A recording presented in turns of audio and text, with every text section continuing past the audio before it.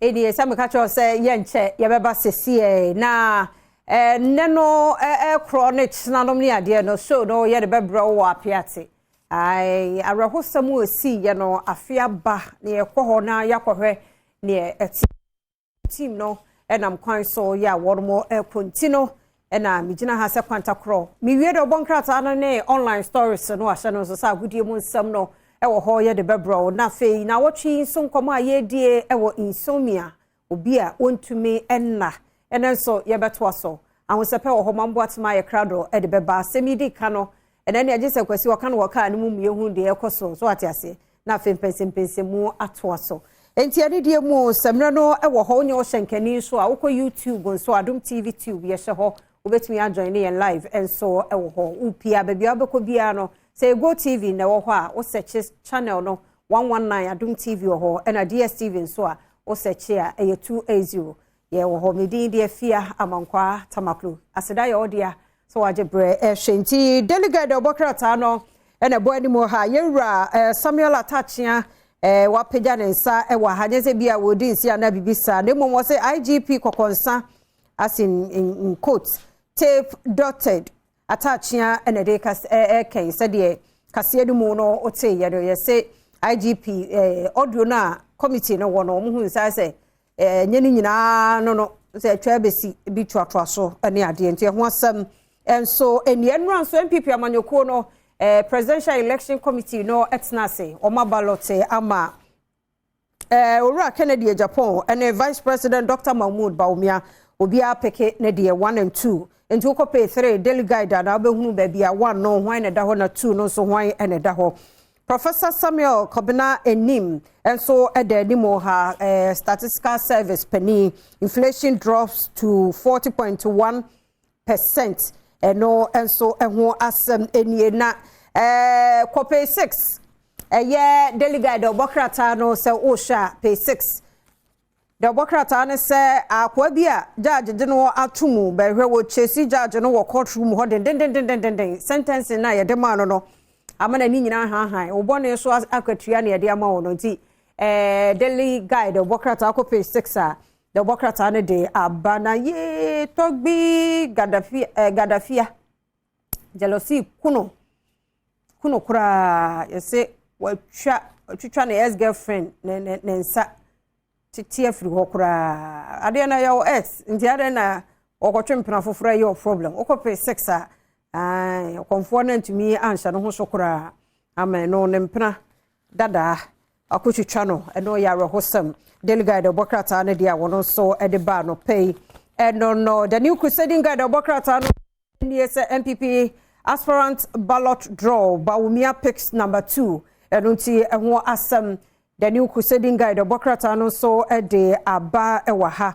na asia ha no say I will win November 4th MPP presidential primary when e ka say Dr. ono ye orafiye akoto enti the new crusading guide obokrata no so de ene wa ha na fei Cocoa schools Mahama on cocoa price calculation and also ehwo asem the new crusading guide obokrata no so ba ewo nimo ewo aha say nti the new crusading guide obokrata no ne dia wono so de ba anopay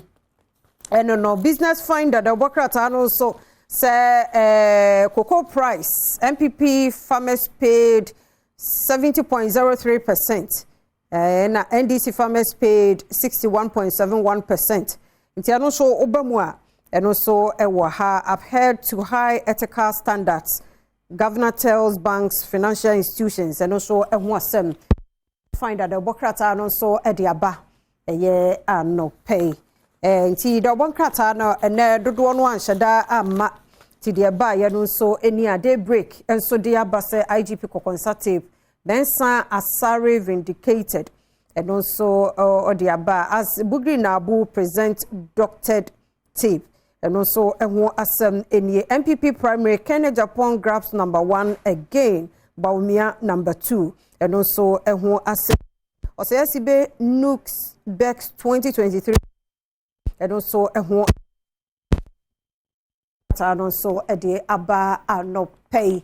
na me ba Adom online.com on so a asem ena ewo aha Cocoa politics Cocoa board replies Mahama into adomonline.com enu wa ani twa yen station Adom TV fire sempa eno so ye fire ena one more ede eho ensem abano NDC wie ya na MPP so baaye sempa owie ya so no wura Boahinedu a ye Cocoa board penny ono so ede reply name mana utie papa ne kasa no a deda afemi akra mitie na committee eno wo mo ka wura Boahinedu so kasa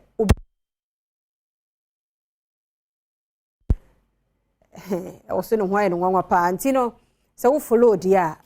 ubehunu dia me patri NDC would have increased cocoa prices to 2.8k not 1.3k at forcing ono so ne die enie nti eho asem oba adomonline.com the bokrata no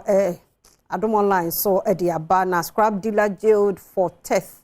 causing damage at Ghana Armed Forces premises. Hey, also the one you saw you.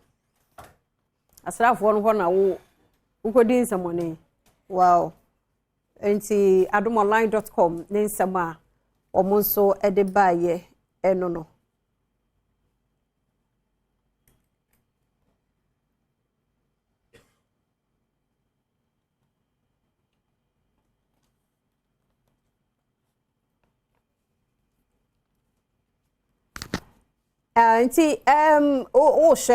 Share health. You said that the saying showed to cause lead poisoning. Lead poisoning. Wow. That is saying. Hey, serious. And when you just call Adom online, now what should that every year and for entertainment and so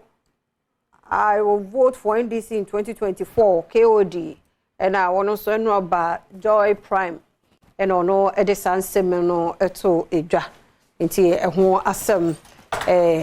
adomonline.com ne dia ono so ede eba ye no wo hye that na se akọ online a yensem ni nyina wo audios no so ewo ho na wajebre na wakenkan na etumi abonti we adomonline.com o call my joyonline.com so a ensem no bi so ewo ho hye so se ye bekọ apiate na 1 year chi ede na asi de na akoso ewo kro no mu eno na team no enkaye ekwa ama enafia eginachiri ebo achiri so kakran nti wo ba dom myjoyonline.com no so a eno ho asem the cocoa price debate. There is lack of understanding of how the system works fifi boafo ono so edia wode aba eni maybe who a 13-year-old girl abandoned school goes into farming to raise money for sanitary pads. And wording. The sanitary pad as I'm negotiating say yaban tete sway na yentumento na to pad ba ko 20 Ghana na wo flow pad ya as abosumi bia 40 Ghana wo ma mayua mienu miensa obata no wa wo ka ho a imagine so anodin ne bo no edin enti e wo se ye hwe no eyie Minerals Commission reassigns Western Region head others after Shama Quarry site explosion. Enti reading ne komuye na we no ya na de bia ye gina ha ne ye ka ada ne ye twen ma de ani si ansa na ya take action. News no mokra so engineering and technology e for kra so nso na omo ka enye fitin ya ne besi ho e wo mpanifo okro no mu omo hwe wa hunu ade no ho ya nye nipa wu nipa pra afei na ye take steps afei ni ye bibi ena ade achi ya ade mpanje mpo amse na nwumra na nkrofo ka omuni permit omuni say eno ye no hwan na sade say what so we sure say the right thing is being done the say obi ahia wanya ansa na wo pretty ada na ye train mo bi wu de bia say me mpa no prayer topic na asasa say rade me aye nyusu me ne mabusua ne me nanfofo as a scapegoat obi wu afi na adwene ne baso o yenye ni sei ye ni sei Ewurade hu ye mobo enti